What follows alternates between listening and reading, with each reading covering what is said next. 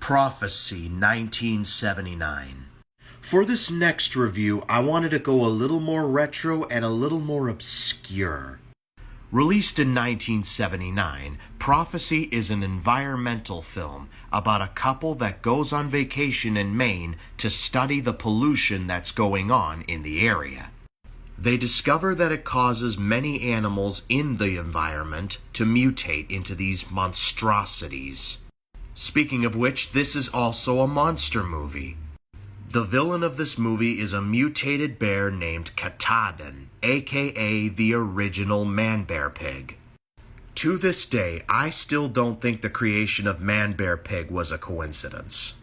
But anyways, Katahdin is a 10-foot tall mutated bear that can stand upright, and all of the fur on the left side of her is completely gone, leaving nothing but wet flesh. The bear goes on a murderous rampage, killing everyone and everything in its path. But what were my thoughts on the movie? Well, the biggest problem I have with this movie is the monster itself. First of all, Katahdin looks nothing like what we were promised on the poster. And second of all, the monster is just laughably goofy. And not to mention that this was all done in practical effects. This was just a guy in a suit.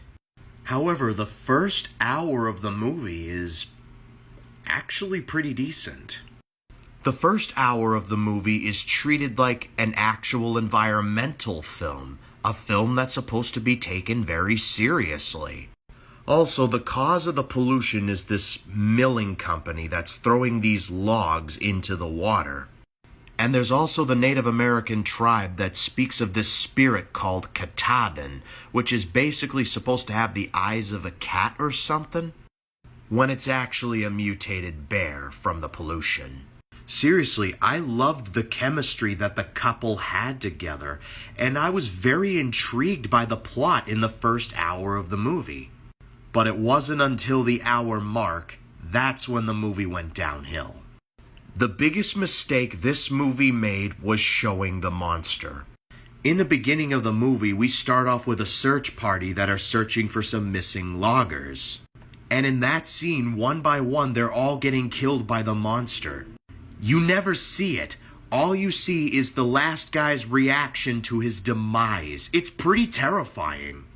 If the entire movie was like that, then not only would it have a better reception, but people would still talk about it 30 years later. I give this movie a 6 out of 10. The first hour is great, but the last 40 minutes are stupid.